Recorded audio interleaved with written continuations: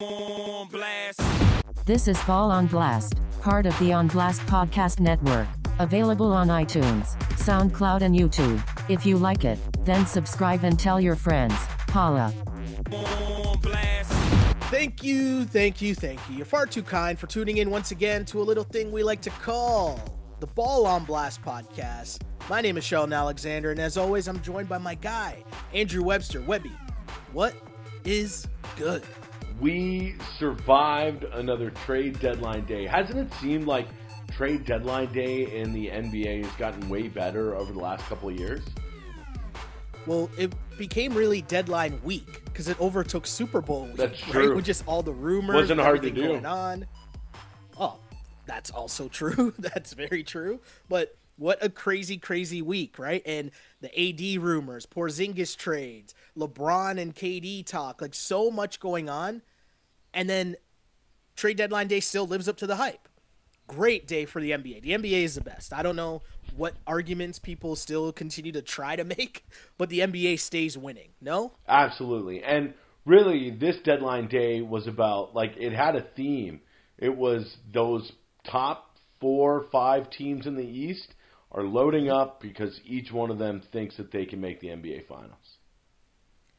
And that is incredible, right? Because there's so much talk about, and I was having this conversation before I left work, but we were talking about, does it matter because the Warriors are going to win the championship anyways? And it's like, all these teams in the East don't really care because the Eastern Conference Championship is like their NBA final. Yeah, absolutely. Do you know, right? Like getting to the finals would be their championship. And I know that might sound a little crazy, but you're literally talking about going up against a Golden State team with 5 All-Stars on it. Could any of these teams in the East give them a go? I think so. But realistically, nobody's like imagining that Golden State's not the favorite. You know what I mean? Right. Like in every series against the Warriors, every one of these East teams would be the underdog, no question about it. Exactly. It's like, can you take a game from the Warriors? Can you hold a home court against the Warriors? Exactly, right? That's going to be the theme coming up for sure, but in the meantime, between time, the Eastern Conference took center stage on trade deadline day. As you mentioned, all of the teams at the top of the East making moves as they were jockeying for position. And what place to start than the Toronto Raptors? Grizzlies agreed to trade Marc Gasol to the Raptors in exchange for Jonas Valanciunas, DeLon Wright, CJ Miles, a 2024 second-round pick. Mr. Webster, first question, super easy. Who won this trade? Yeah, the Raptors won this trade. If anything, because I know exactly where, like, you have Kawhi Leonard guaranteed until the end of the year now. Mm-hmm. Like, pull the trigger to make your team the best it can be to see if you can get there now. There's no point in worrying about what your roster is going to look like from, you know, your top 4 to 12 players, you know? Yeah. Like, just make that move, get the best player that you can, improve that from what you were getting from Jonas Valanciunas. And what I liked about this for the Raptors is that Marc Gasol is one player who fills in, like, 3 question marks that the Raptors kind of have. Okay. You know, in terms of three-point shooting, a big guy who can pass, and interior defense. I totally agree with you, and I think this one was super easy in terms of who won this trade, and I found it kind of weird because the reception from a lot of Raptor fans initially appeared to be, did the Raptors give up too much to get Marc Gasol? To which, once again, I'm left to question, are we watching the same NBA, or are we just watching Raptor games? I understand that DeLon Wright has a bright future ahead of him. Especially if he can hone some of those raw skills that he has.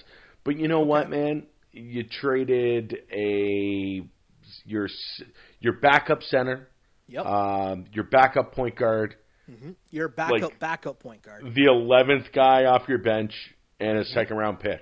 You really, in the grand scheme of things, didn't give up a lot for Marc Gasol. Now, is Marc Gasol on the wrong age of 30? For sure. But you know what? In the Eastern Conference right now, heading down the stretch, it's a renter's market. Yeah. Get this guy to make your run. You know, what's going to happen tomorrow? Who cares?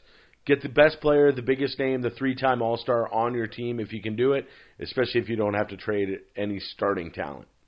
So here's the thing. Next year, the assumption is Gasol's going to pick up his player option, right? He has a player option for next season, 2019-2020, which is for almost $26 million. Ooh. Okay? I know on the surface people might be kind of hesitant about that, but you're buying that next year for this year of Kawhi Leonard. Because here's where the Raptors are. As soon as you trade DeMar DeRozan, this season becomes the most important thing because you have no chance in re-signing Kawhi Leonard unless you make a run this year. So Raptor fans, I found, were in a position where they were trying to have their cake and eat it too, right? Because all we heard was, oh, we need to improve the team. We need to improve the team. But don't give up Pascal or OG. We need to improve the team. We need to improve the team. But don't give up Kyle Lowry. And it's like, guys, like what, right? Like, yeah, what do you think these trades are gonna? Yeah, they're not gonna materialize out of thin air here. Yeah, and then now you make the trade for Marc Gasol, and people are still like, oh, did they give up too much? And you said it. You're talking about JV, who, cool, JV, I think is what he is, right? Like he's good, he's a solid big guy, but he's your backup center. DeLon Wright, as you said, your backup guy. And DeLon Wright as well was going to be a restricted free agent at the end of the year. Right. Do we really think Masai Ujiri was going to re-sign him? Or did he already make the commitments to Norman Powell and Fred VanVleet? Right? Like, the writing's on the wall here. And I think the contracts are what people are really forgetting about, right? DeLon Wright wasn't going to be a part of your team next year anyways. CJ Miles was rotting at the end of your bench. Yeah, CJ Miles had to go. Yeah. Right? And you're talking about a second-round pick. Like, Marc Gasol is legit. And is he still at the peak of his powers? No. But at the end of the day, he's still, you're adding what? Your starting center and arguably the second best player on your team, right? Like your second or third best player on your team. I'd say third, yeah. But I mean, my point is you're adding like a very key part to your organization, to your franchise this season and giving up bench people, right? Like, this is what I don't understand, especially after last year's playoffs where everyone tried to talk themselves into, oh, can you play 11 guys? We're going to play our bench in the playoffs. And it's like, no, it comes down to your 5-6 best players against the other team's 5-6 best players, maybe 8 guys max. So if you can up your top tier talent, you do that. And that's what Masai did. And again, this was a move that was more so to show Kawhi Leonard, hey, we're trying to make a move this year, but also for all these Raptors fans, they still kept Pascal, they still kept OG. So I don't get why any Raptor fan would be upset about this. Yeah, I can't see. Was there really a lot of blowback in the streets of Toronto today? I mean, I feel like a lot of people were questioning whether it was an upgrade and how much better the Raptors were. And I was watching The Jump today, and even Tracy McGrady didn't think that it was that much of an upgrade. I was going to say Paul Pierce said that it was, a lateral move. And we know that Paul Pierce is just a Raptor hater, right? Like, we know that already. Right, but Windhorse was quick to point out, like, no, like, Marc Gasol is an upgrade over Jonas Valanciunas. Yeah. I don't care how anyone wants to put it, how anyone wants to dissect it. Those two players are not equal, right? No, like, it's almost like Marc Gasol is the best case scenario for Jonas Valanciunas. Exactly. Right? And so now you're adding someone who's going to start on your team, someone who arguably is your second option in your offense after Kawhi, someone who's going to be your second primary passer, probably going to be second on your team in assists in Marc Gasol. Like, I don't understand what people are talking about. I just question, like, what are we talking about here? Yeah. And I wonder, too, hey, Jonas Valanciunas, cool. He was a great Toronto Raptor. He's a very nice guy, a great guy in the locker room, sorry. He was here for a very long time, great with the media. It was all good. But it's winning time now, right? You mentioned it last week, Webby. All the, like, niceties and all the, like, it's over. Fun and games. It's go time. Yeah, right? This is your opportunity to get to the NBA Finals. That's it. Yeah. And again, once you gave up DeMar DeRozan, you already showed that you were all in if you're Masai Ujiri. So you had to make a move for this year and worry about next year next year. There's still spots they got to fill. I think there's like 3 roster spots to fill that are probably going to be a mixture of buyouts, and you'll probably see them sign Chris Boucher to, an official contract with the Raptors. Right. But overall, you're talking about a Raptors lineup right now, right, that features your starters. I would assume Pascal stays in the starting lineup with Gasol and Kawhi Leonard, and that's a pretty good front line to join Danny Green and Kyle Lowry. And then your bench, you still have OG, Freddie, and Serge Ibaka coming off your bench with Patrick McCaw, which is a part that people kept forgetting because they're thinking, oh, how do you give up DeLon Wright? It's like they already got McCaw anticipating a move like this could happen. That's exactly why they picked him up, yeah. Because who was the dude? Oh, Lorenzo Brown. Remember those Lorenzo Brown minutes early on in the year? I do. Oh man, it's just super interesting, but I can't wait to see what this team looks like, and because you're gonna get a rejuvenated, a hyped up, a hungry Marc Gasol, right?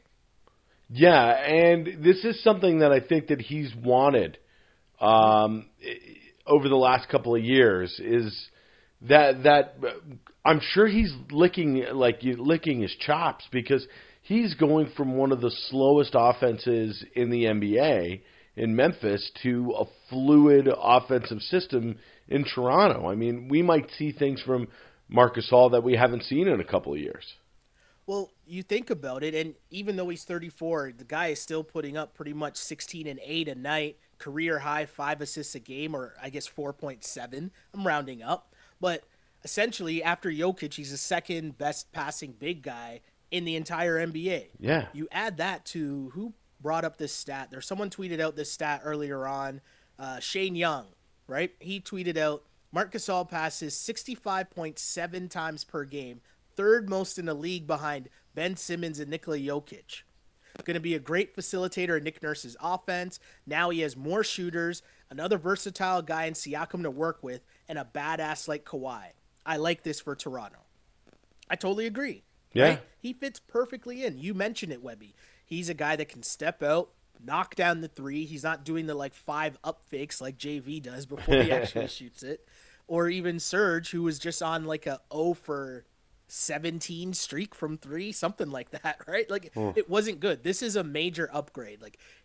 People out here, if you're trying to compare Jonas Valanciunas to Marc Gasol, just stop, because Marc Gasol is better than Jonas Valanciunas. So now this trade comes down to, are you okay with parting with DeLon Wright 3 months earlier than you were going to anyways, right?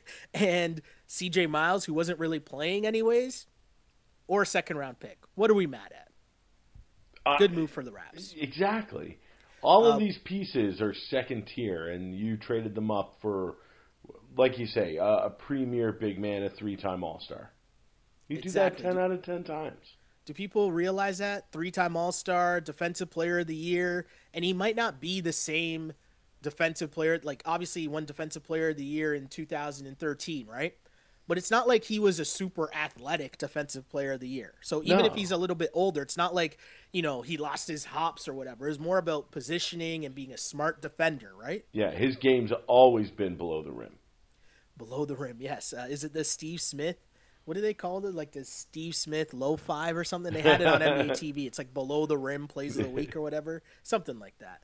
But yeah, either way, I love this move for the Raptors, and I think it was a perfect mix of trying to make a move this year to improve your team while not giving up what people believe to be your young core going forward, which is something centered around Freddie and Pascal and OG Anunoby, right? Right. I don't know. I think it's a great move. One thing to point out, though, Webby, question for you, and this was from Jamar Hins on Twitter, okay? Okay. He says, another bizarre legend of longtime Raptors' last moment in a jersey. Okay? So follow me here. Okay. If you remember, JV's last moment in a Raptors uniform was him getting fouled by Draymond and him hurting his thumb. Right? The hand. Which is why he was out for the longest time. Go back one step further, DeMar Okay. DeRozan. Do you remember DeMar DeRozan's last moment in a Raptors uniform? Well, it would have been Him in getting that- ejected. In right Game against the 4 Cavs, against 4, yeah. Go back even one superstar or big-time player, franchise-type player before that? Chris Bosh. Chris Bosh's last time in a Raptors uniform was him getting fouled and having that facial injury that forced him to miss the end of the season. And remember, he didn't end up coming back. That's right. Right? And then he ends up signing with Miami. He probably could have came back, and people were kind of wondering, like, why isn't he coming back? Whatever, but ends up leaving, going to Miami. And then, of course, we all know Vince went down with the leg injury. We don't even have to deep dive into that. We know that one already. But isn't that kind of weird?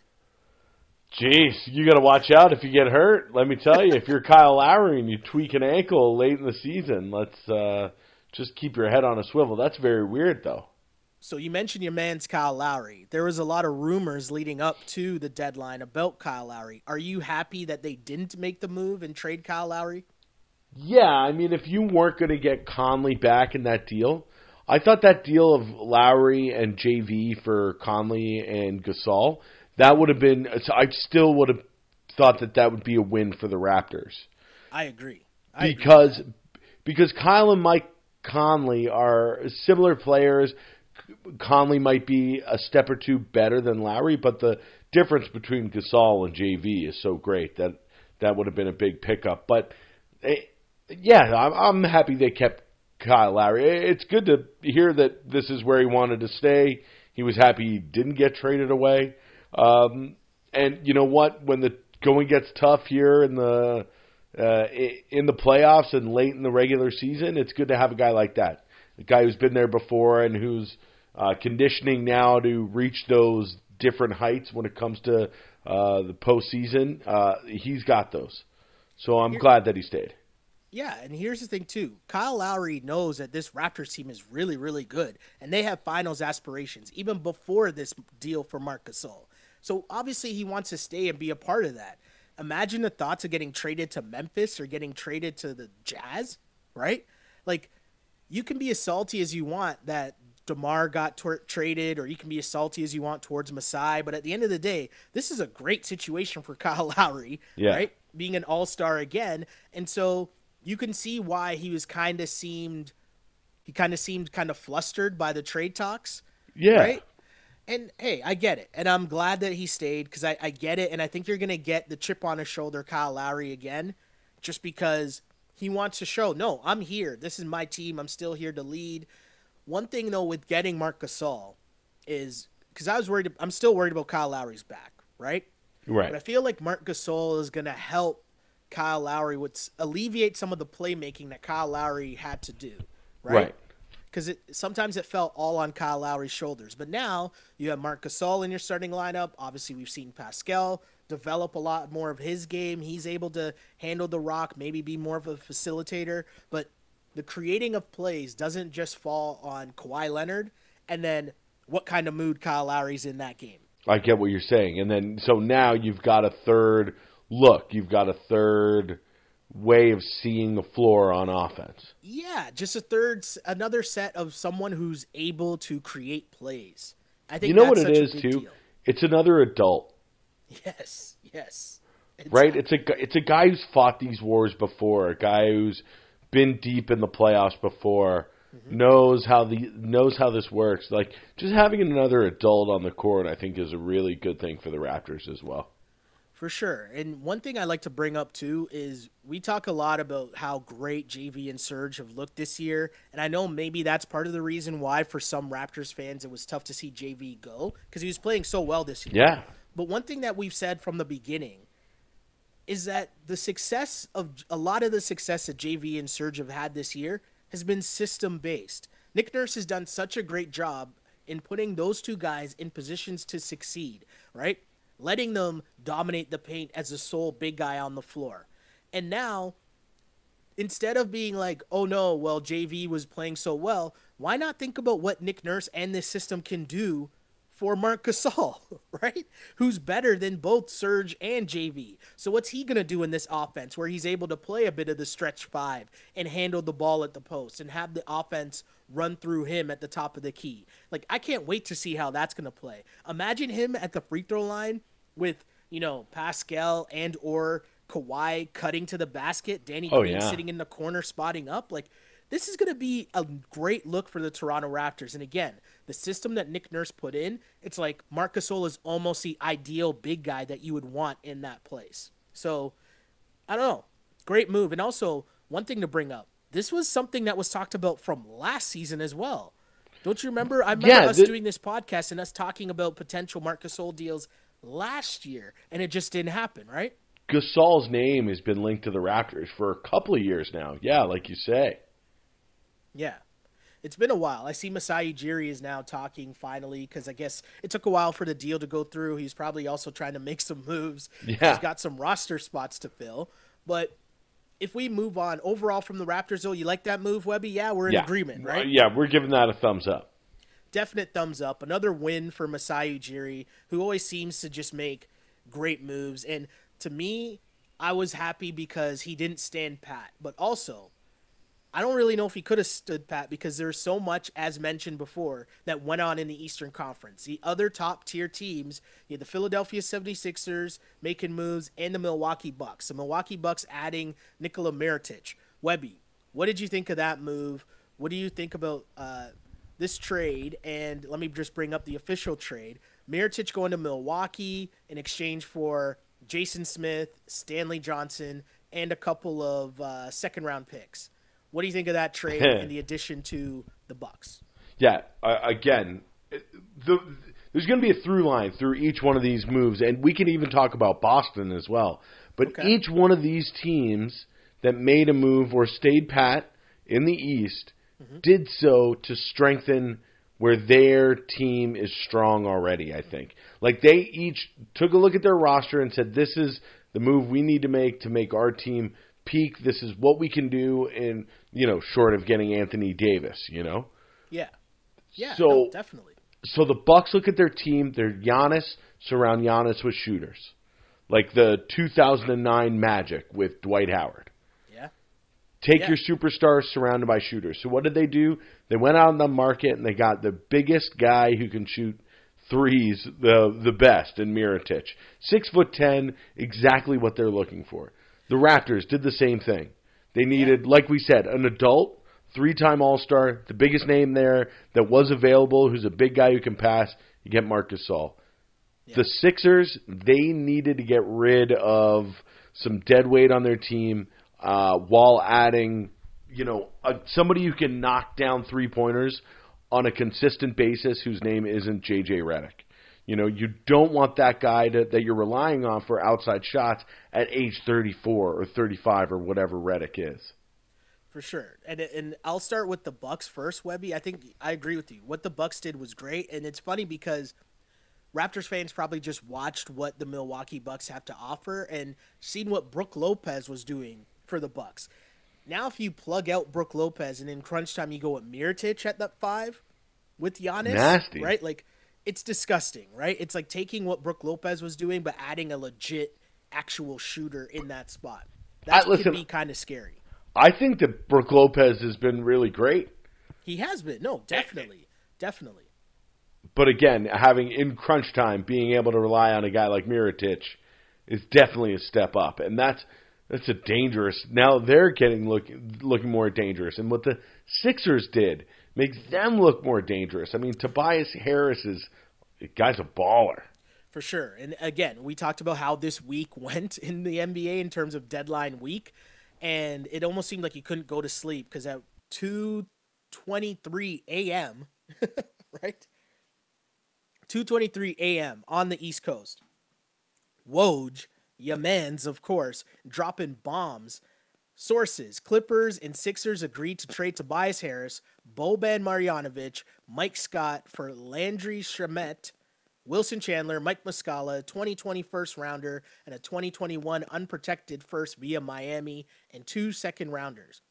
So basically, to me, I know everyone was focused on Tobias Harris and what Tobias Harris adds to that starting lineup because your Sixers, Webby, that's a legit starting lineup now when you're talking about Ben Simmons, Tobias, J.J. Redick, Embiid, and Jimmy Butler, right? That's a legit starting 5 that matches up with legitimately any other starting 5 in the NBA, right?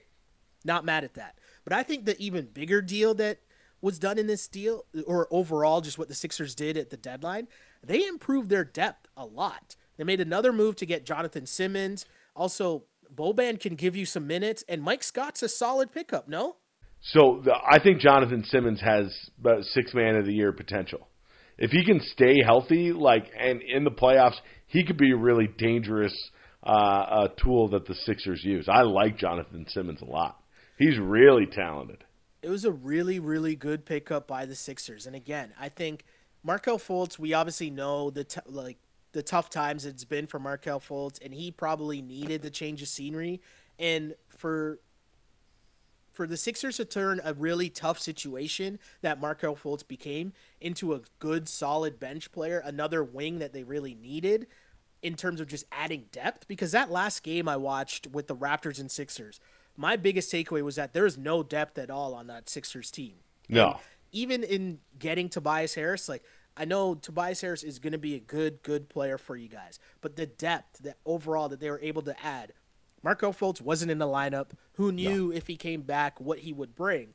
But Jonathan Simmons is going to be solid for them. As mentioned, Boban is a solid big because Embiid can't be playing 40-plus minutes throughout this whole regular season. No? Exactly.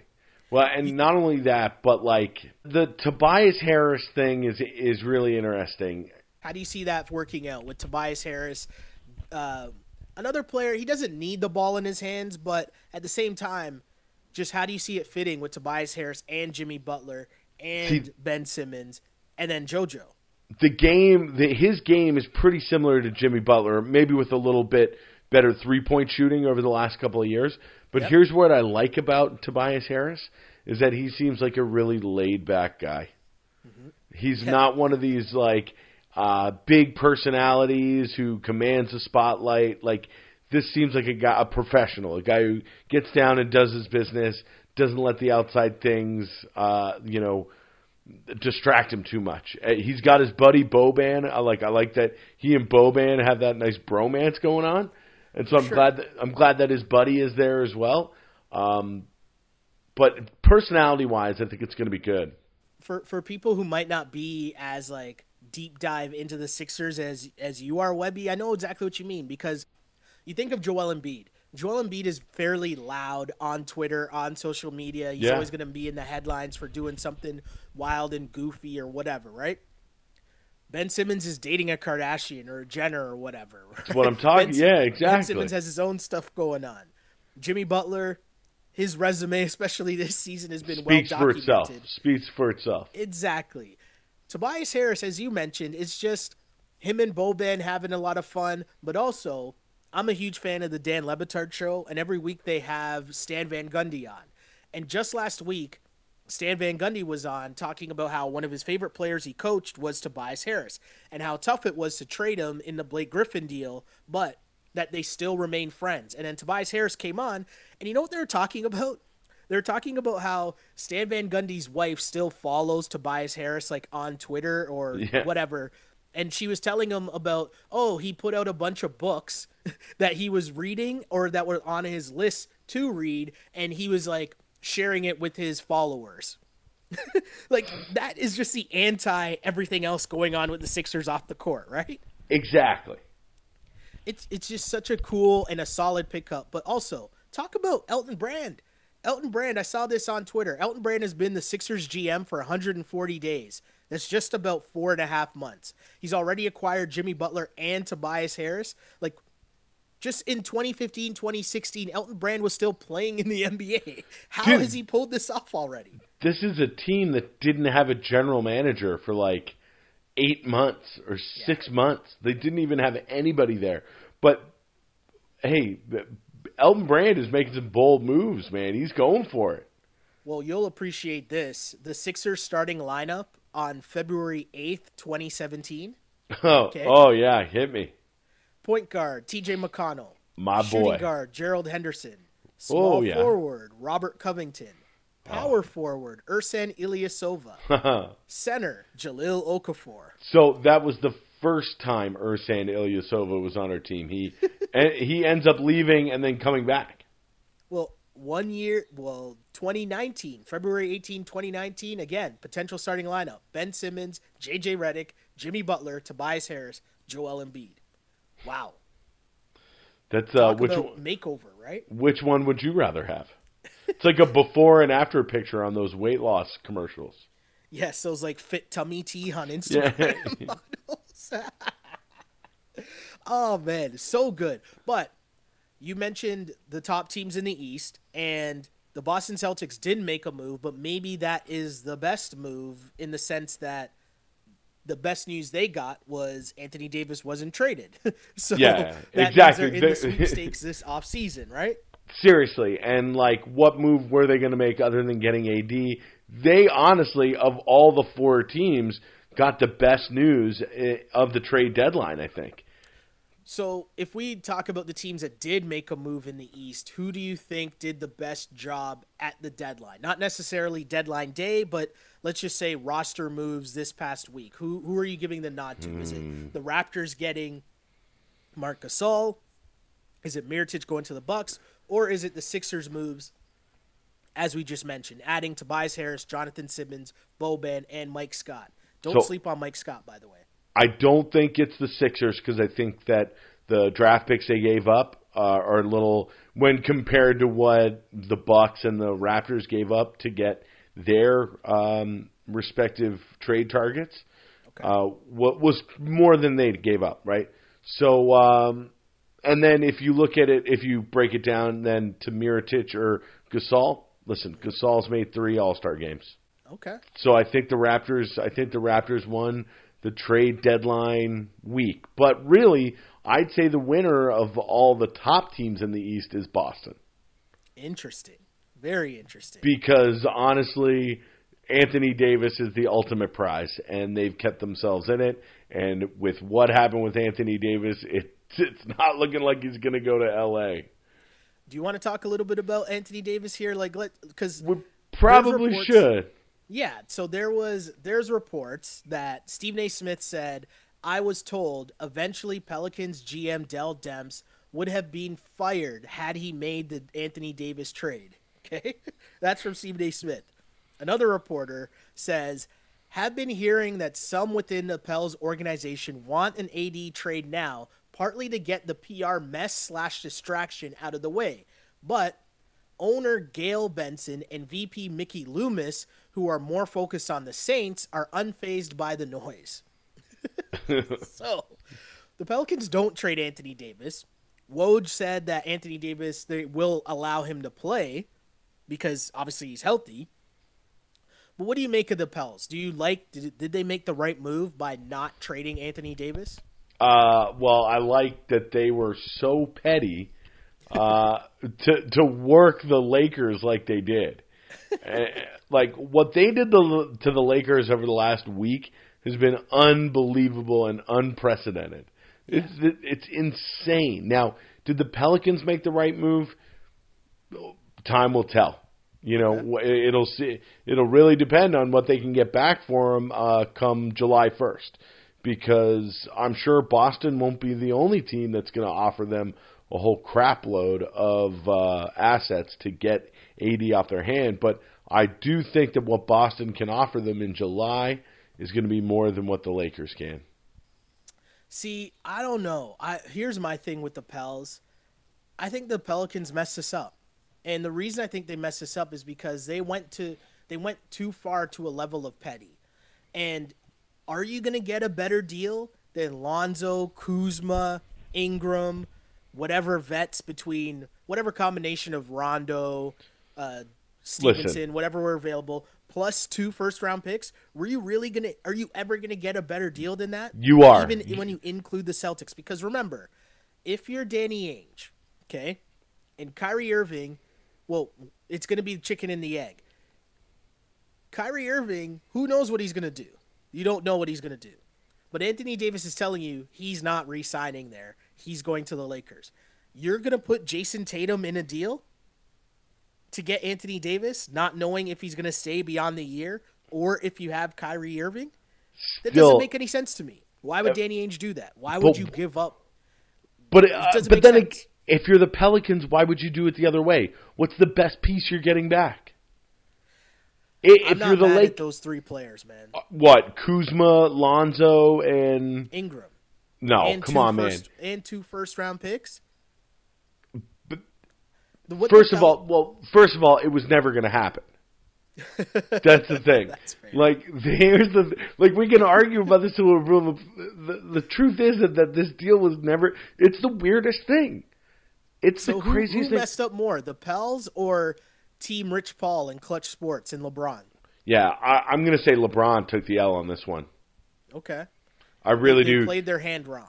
Yeah. I mean, you just look at what happened that night in Indiana after all this kind of came out, and just the body language of the players, and now we've got your boy LeVar Ball hitting all the I mean, this is just everything coalesced for the Lakers in such a bad way at the worst time. Yeah. That now we were talking about them being maybe a 6 seed in the playoffs. I don't know if they get there. I don't know if they're an 8 seed when you see what the Kings did. I mean, the Kings had a better draft deadline or a trade deadline day than the Lakers did. Well, the Lakers have had such a terrible week in the sense that, first off, the Anthony Davis stuff has just been crazy, right? The rumors back and forth, them trying to manipulate the media storylines to get certain angles out there, trying to force a hand of the Pelicans in trading Anthony Davis. That didn't work. But also, not only do you not have Anthony Davis, but your whole roster and your whole locker room turned into a complete and utter gong show. Yeah. We talked last week about Michael Beasley, who's now been traded after calling Luke Walton repeatedly bro, which is incredible on its own. But also, all this trade talk, you had that game where LeBron finally comes back. He plays in Indy. Indiana obviously has struggled since Oladipo went down, but somehow they hand LeBron James's Lakers the worst loss in LeBron James's career, a 42-point loss. They had the weird picture on the bench where LeBron's sitting at one end and everyone else is at the other end of the bench, right? You had these weird comments coming out of the locker room. After they lose this crazy game by 42 points, what does LeBron James do? Well, he goes to Twitter and he posts a picture of the all-time scoring leaders list with the caption congratulating himself about becoming the 5th player ever to reach 32,000 points. Like, just what a complete gong show, to the point where now, as you said, LeVar Ball's back in our lives. Oh, man. LeVar Ball talking about how Lonzo is better than, arguing with Shannon Sharp about Lonzo Ball being better than LeBron. Like, what? While also trying to sell Big Baller brand water. Now being sold at Kmart, I'm sure. Yeah, no, not only selling the water, but also creating the Phoenix Suns as like the landing spot for all of it. Forget the Phoenix Suns, they should be called the LeVar Suns, because that's where he wants LaMelo and DeGello and all of them. He wants them all to go to Phoenix and play together. It was so funny, and I wonder if we're finally at a point where people just aren't taking LeVar Ball serious. Like, they're accepting it for what it is, right? Like, and it's just a joke. Like, he was talking about how DeAndre Ayton, like, you should pair DeAndre Ayton and Booker with Lonzo, but then also LaMelo and Jello. And I was like, wait a second, how's Jello still in the equation? Like, where's that guy at? Like, what are we talking about, LeVar? I thought he was still in a holding cell in China. I have no idea what's going on, but it just shows how crazy this whole thing's been for the Lakers. And LeBron was grasping at straws, trying to just create enough noise that maybe something would happen, to the point where you brought up Harrison Barnes getting dealt, right? Harrison Barnes gets dealt, and what happens? LeBron James decides that he's going to go and make this huge post on Instagram where Harrison Barnes got traded during the middle of the game. Like, he's on the court while he gets traded, and they have to sub him out in the middle of the game. So LeBron posts a video online with the caption that reads, "So let me guess, this is cool because they had to do what's best for the franchise, right? Traded this man while he was literally playing in the game and had zero idea. I'm not knocking who traded him because it's a business and you have to do what you feel what's best, but I just want this narrative to start to get real and change, and not when a player wants to be traded or leaves a franchise that he's selfish / ungrateful. But when they trade you, release, waive, cut, etc., it's best for them. I'm okay with both, truly am. Just call a spade a spade. Is that sour LeBron grapes? Here, or is that a little sour grapes, maybe? I think it's big sour grapes, no? Yeah, I do too. LeBron has been used to getting his way in every situation, especially when you go back to last year at the trade deadline where the Cavs flipped over their whole entire team pretty much to get LeBron a new team, and it worked. They still got to the finals. And instead this year, I mean, they got Reggie Bullock. Who else did they get? Who's your boy they got? Mike Muscala and his crazy racist dad, Bob. Hold on. What's the story here with Mike Muscala's dad? Yeah, so Mike Muscala is his family's from Minnesota, and his dad had this Timberwolves fan account, and I guess wasn't a big fan of Jimmy Butler or the Chicago Bulls. I see it here now. Oh wow, a lot of coded language in there, some not so coded language. But this was a situation that, Mike Muscala had to, release a statement apologizing on his dad's behalf. But now, I guess, with Muscala on the Lakers, now you've got LeVar and Bob Muscala. So you've got the crazy dad duo. Hey, they're already in LA. I feel like there's a reality show there, or maybe he can guest star on Ball on the Family. There you go. A very special episode, Maybe he'll be able to learn from his mistakes in the past, and, his eyes will be opened up for tolerance. Wow. So crazy. But again, the NBA is incredible, right? Because so much going on the court, but then the off the court stuff. Have we even mentioned anything on the court yet in this podcast? It's all been just either trades, deals, or behind-the-scenes stuff that's going on. I mean, the deadline passes and Lonzo Ball posts to Instagram a video of him in his room or whatever, and he's playing Bad Boy for Life. We ain't going nowhere. We ain't going nowhere. And it's just when does it stop in the NBA? It doesn't, right? Listen, we haven't even mentioned James Harden, who is averaging 45 points a game over the last 2 weeks. It's the guy is still on fire, and it's overshadowed. It's overshadowed by everything happening behind the scenes. It's crazy. So good, so good. I mean, the NBA, we finished a podcast last week, and then the next day Porzingis got traded, which seemed we haven't even talked about the Porzingis thing. Right? That last week was such a major, major deal. And it came out of nowhere because Woj drops it, and then, he dropped that, there were teams interested in trading for Kristaps that Kristaps made available. Not even that. It was that Porzingis didn't like the direction and has made himself available, and then 15 minutes later he got traded. As only the Knicks can, right? What do you make of that Kristaps deal? As that's probably the biggest deal of the deadline, no? Well, it's probably the reason that Kevin Durant was such in a pissy mood the other night. Because you don't do that move unless you've got some kind of assurance that you're opening up that cap space for a reason. Just some kind of idea, right?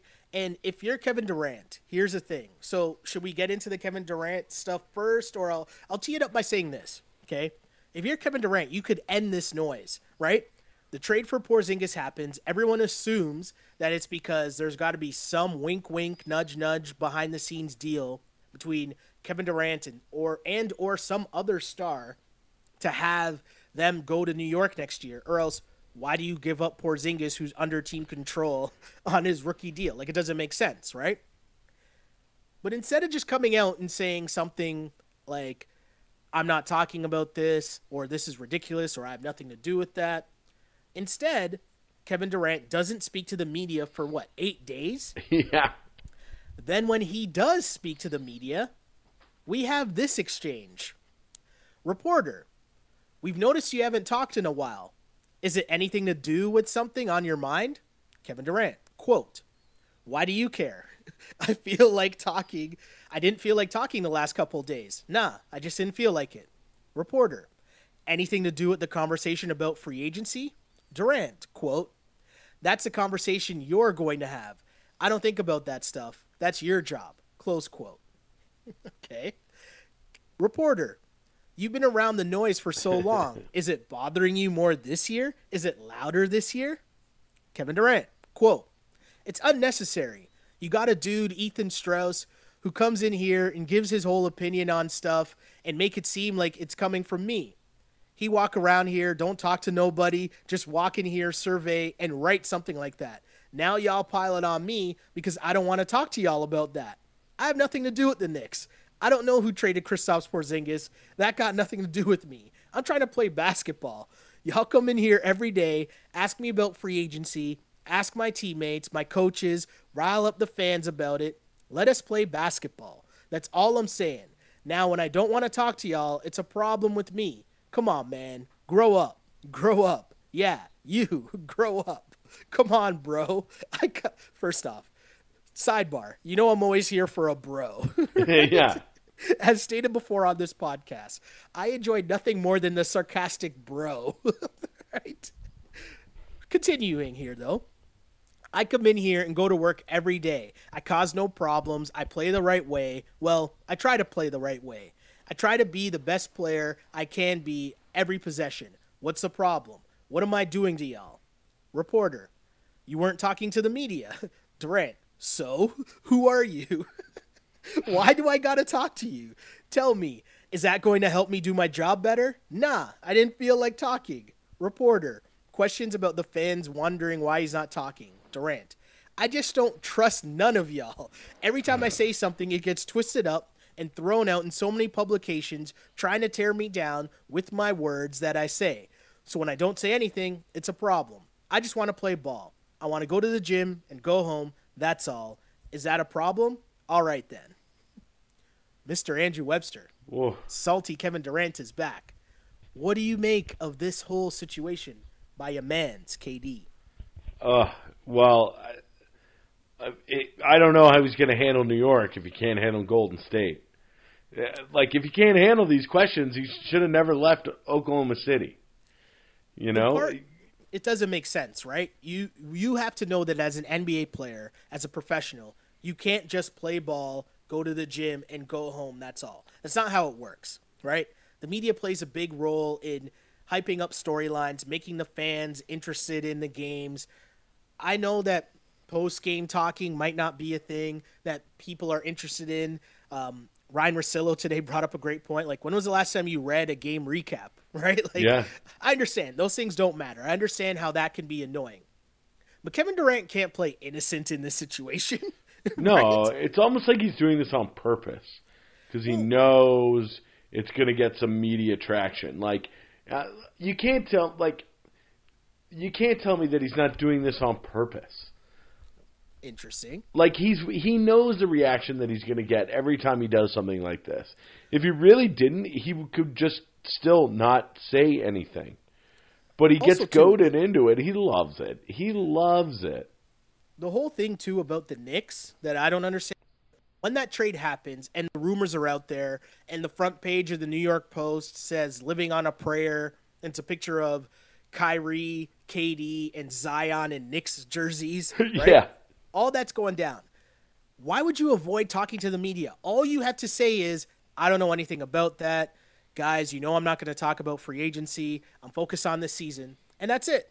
Everyone would move on. It's not a story. But when you avoid the media right as that's happening, and then you add that to, I don't know, the fact that only months removed from Draymond Green yelling at you on the bench, calling you a bitch, and saying that you have one foot out the door anyways and you're not fully committed to the team, you can't then turn around and blame the media and be like, why are you guys asking me about this? Yeah, exactly.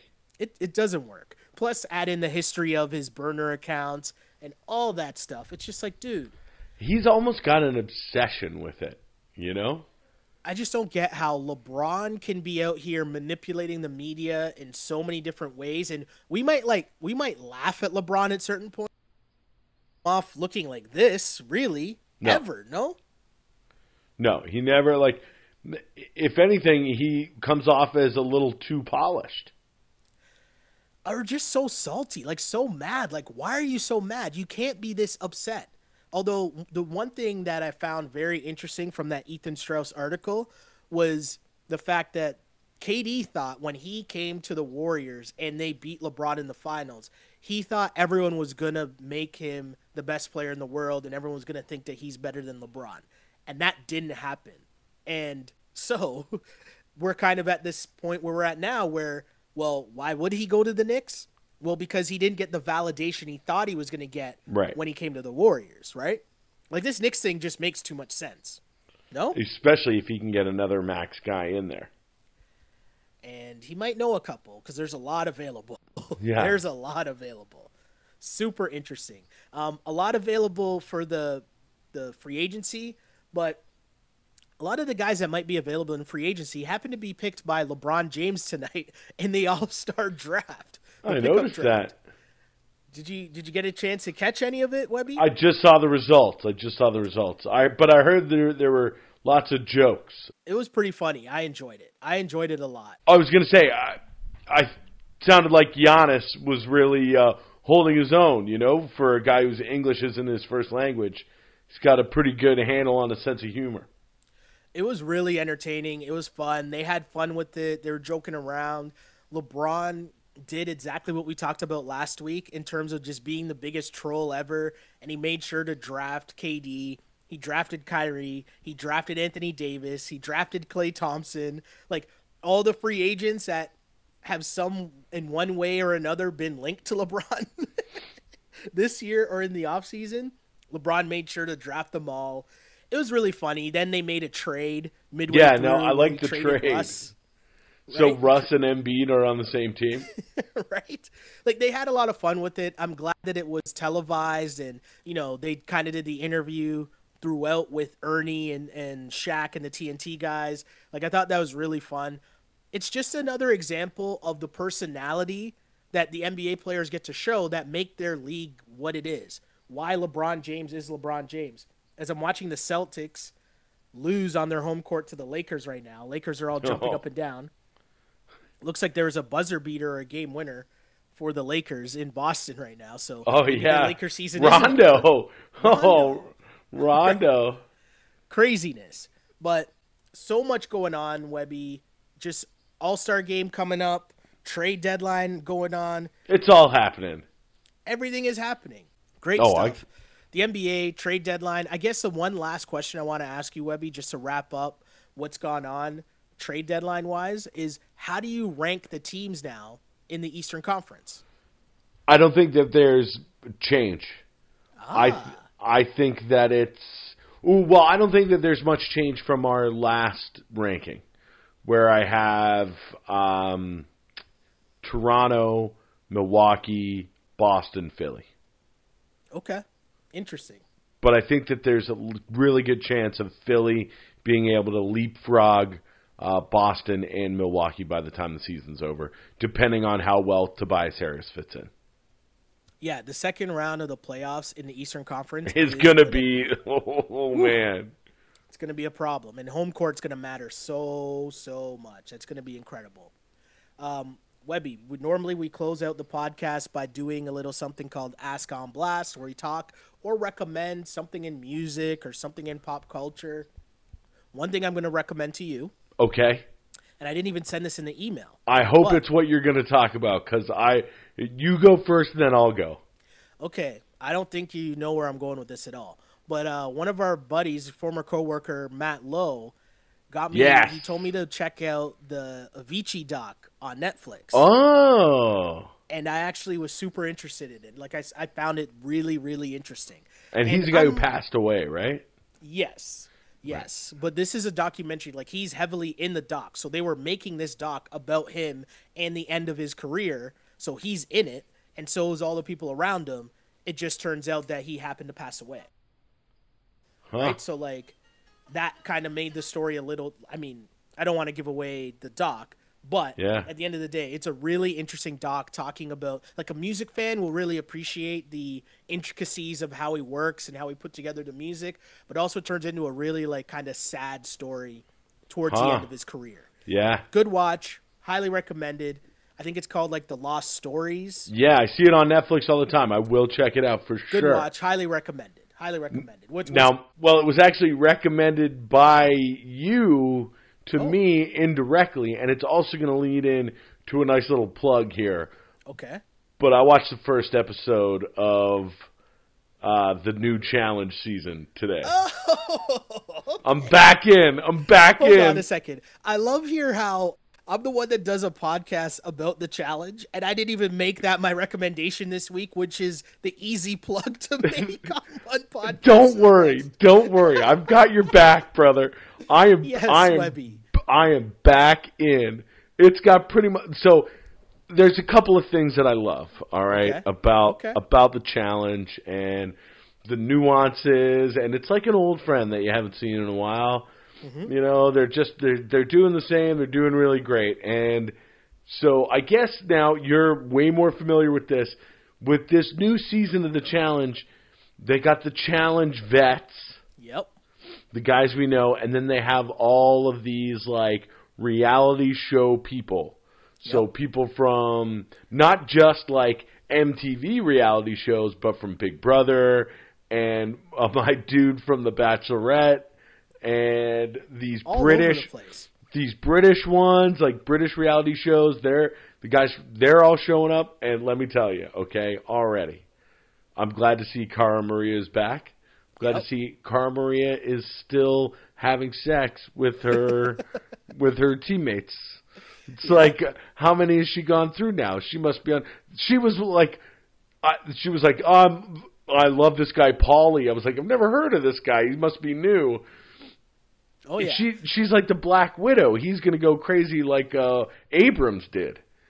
I will say she does work. She puts in work. Between her and like Bananas, they've been there forever, and they've equally been putting in work on that show, and it's just consistent. She's consistently just putting in work. She's a finely tuned athlete, but she is crazier than a shithouse rat, as my dad would say. I'm very happy that of course, fan favorite Leroy. Roy Lee is back. He's great. And Nani. Do you know how much I love Nani? Nani is incredible. And this makes me so happy that you're back in on the I'm back. I'm back. So happy. Dude, I was so happy to see Nani, and then the best part about the first episode was the guy from The Bachelorette. Like, thought he was getting in with Nani, and he was like, "Why?" It's like he confronted her about like, he's like, "Bro, do you know where you are? Like, have you seen this show before?" CT had the line. CT was like, "Who does this guy think he is? He thought he was getting a rose or something? Does he know who he's dealing with?" He's like, "Get the fuck out of here." Please, man. So I'm very excited, and of course, the best part of every season is that this season on, and it didn't disappoint. Like, it looks like definitely something's going to go down. So I didn't know who this other English dude was, who I guess was dating Cara Maria on another season. Yep. So it looks like there's going to be some drama there. I can't wait, man. They've been beefing since last season, and it's just incredible. The challenge is great. For people who don't know what this is, MTV The Challenge was something that Bill Simmons back in the day coined as America's fifth major North American sport. I think he put it fourth. I think he put it ahead of hockey. Ahead of the NHL? Yes, probably. That would seem like an American thing to do for sure. But the challenge is great. It's basically Survivor on steroids in terms of, you know, you're living together in a house. You're basically, it's part Survivor, part Real World, part Big Brother, part alcohol poisoning. Yeah. It's just a great time. I love the challenge. And of course, I love the challenge so much that we do a podcast called the You Killed It podcast with my guy, John Chidley Hill. So yeah, did that podcast actually this morning. So much fun. I'm so hyped about the challenge. Few things I enjoy more on TV than the first episode of the challenge. Always gets me so good. So my whole thing with the challenge is that I'll watch the whole season and then I'll never watch who actually wins. But now I guess you have to, because there's always the big twist at the end. Again, big spoiler for me was that I guess Ashley and Hunter made it to the finals last time, and Ashley all the money. Johnny Bananas him. Oh, yeah. So good. The show is so good. Webby, I appreciate the plug. You're better at producing the podcast than I am. You're better at producing my other podcasts than I am as well. Right? I just want to know. I want to know who was a guest this morning. Did you guys have a guest? It was me and no guest. It was just me and John. We're actually coming up. I think this was our 98th episode. Wow! So we're coming up on 100 episodes. And you guys are like the premier challenge podcast too. Whoa, you guys I wouldn't go that far, but I mean, we do okay. You guys get the guests. We do all right. We've had Wes. We've had different people on. We've had Jemmy on. Yes, my girl. We had Marie on. Yeah. We've had some people on. It's been a lot of fun. Marie was on a couple of times, no? Oh yeah, she's a friend of the show. Definite friend of the show, for sure. Nice. That's sick. So definitely listen to You Killed It podcast. Definitely. Listen to You Killed It podcast. Listen to the Ball on Blast podcast. Listen to the Wrap It Up podcast. We got you covered. Podcasts everywhere. Wrap It Up podcast tonight was put on hiatus because of the trade deadline, but I did love your text. Bro, they're playing the Hawks. We can take one off. No respect for the Atlanta Hawks. Hey, hold on. And rightfully so. The Hawks were up in this game. I know, they were up pretty big. 119-101. And the Raptors played 8 guys? They have no players. They had 9 guys. So good. It was a good choice by you. It was a good call by you. Hey, I'm good for one a week. So luckily it's Thursday. And I made that call on Tuesday or something. I'm like, we can do the podcast, but we could do the podcast on Thursday and wrap up everything that happens on deadline day. And instead of doing a Raptors-Hawks postgame show, I think we made the right choice. Yeah, we knew the Raptors were going to smash the Hawks. Big time win for the Raps. Mind you, big time day in the NBA trade deadline. And we got you all covered. So we meet your podcast needs. We got you covered. We do the job as we always do here on the On Blast Podcast Network, right? Absolutely. Another great week in the books. Now we've got our eyes set on the playoffs. We're going to see what happens, how this shakes out. We're going to see all these new players in their new uniforms over the next couple of days. I believe we got a 3:30 Lakers-Sixers game on Sunday. So there's no more football, but it doesn't mean the Philly is still not in the house. Woo! Lots of basketball, lots of big-time matchups now that football's gone. You got big-time Saturday night matchups, big-time Thursday night matchups, big-time Sunday afternoon matchups. The NBA is kicking into high gear, and it's just in time. So much fun. Again, thanks for tuning in to the Ball on Blast podcast, which we do each and every week, where we talk about the biggest topics in the NBA. Also, you can find us on the Wrap It Up podcast, which is live on Twitter at Shell Alexander, following each and every Toronto Raptor game, or at least 99% of Raptor games, right? You can find that podcast there, and just search everything On Blast Podcast, wherever you get your podcast, Google Play, iTunes, SoundCloud, even on YouTube. We got videos up there for sure.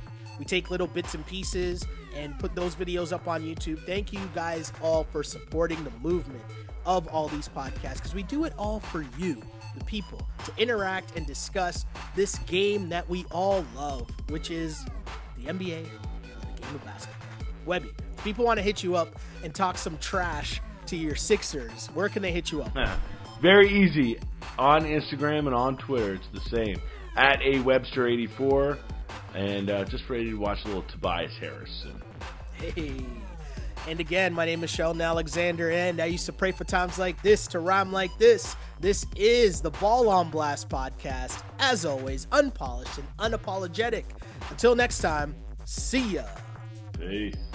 This is Ball on Blast, part of the On Blast Podcast Network. Available on iTunes, SoundCloud, and YouTube. If you like it, then subscribe and tell your friends. Holla. On blast.